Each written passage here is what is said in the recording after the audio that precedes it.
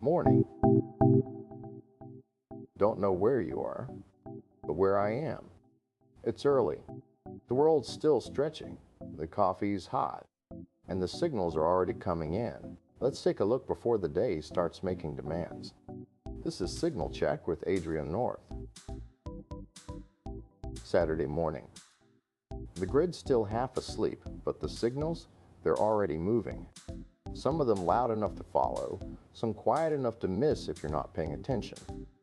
Coffee's ready. Let's sort through what came in overnight before the rest of the day wakes up. Arch Linux users got a bad surprise this week. Over 400 packages in the Arch user repository, the AUR, were hijacked. Someone went in and rewrote the build scripts. If you built any of those packages, you didn't just install the software you wanted. You installed the credential stealer and an eBPF rootkit. That's not subtle.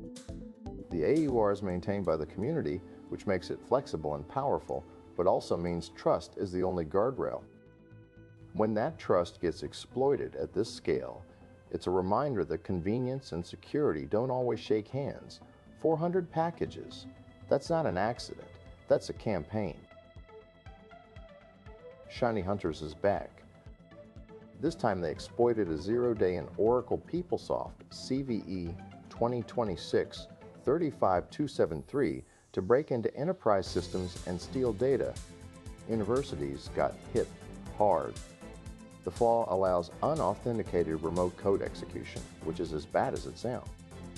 ShinyHunters used it to grab sensitive information and then did what they always do, demanded payment to keep it quiet. Oracle's now scrambling to patch it, but the damage in a lot of these cases has already happened. The pattern here is familiar. High-value targets, unpatched enterprise software, and extortion crews who know exactly where to press. Universities are often soft targets. Legacy systems, limited security budgets, tons of personal data, and that makes them very attractive to people like this. Here's a pivot. The guy who hacked Teslas for Elon Musk, he's now launching a $100 million AI cyber agent. Forbes ran the story. The details are still thin, but the idea is this: an AI-driven security platform that automates threat hunting and response. It's the kind of thing that sounds both inevitable and a little unsettling. You take someone who's made a career out of breaking things, give them a massive war chest, and turn them loose on building autonomous defense systems. The question isn't whether it'll be effective. It's what happens when those tools scale. Who controls them? What do they see? And how do you audit a machine that's learning faster than you can review its decisions? We're going to hear a lot more about this one. Back to Oracle and PeopleSoft.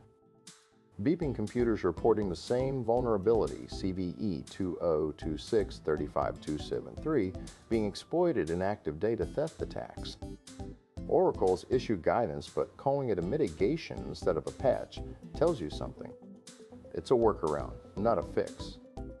And ShinyHunters isn't waiting around for the proper patch to drop. They're in systems right now.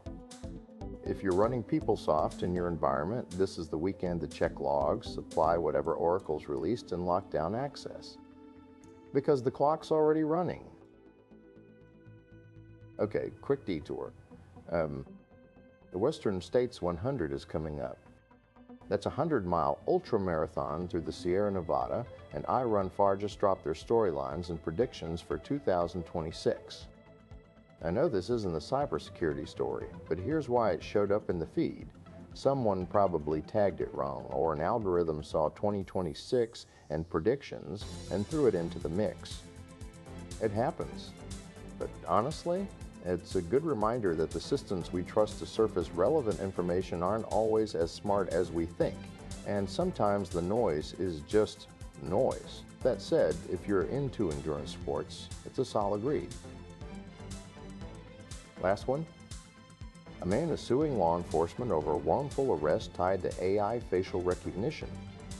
ABC News has the story. The details are still coming out, but the allegation is straightforward. The AI matched his face to a suspect, and officers arrested him based on that match. except it wasn't him. This is becoming a pattern. Facial recognition systems are being deployed faster than their accuracy can be verified, especially across different demographics. And when they're wrong, the consequences are real.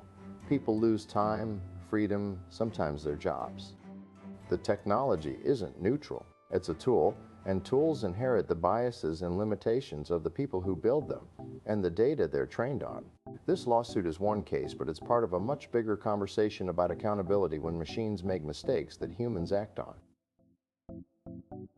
That's Signal Check for today. Close the tabs, step outside, the day's waiting. We'll talk again next time.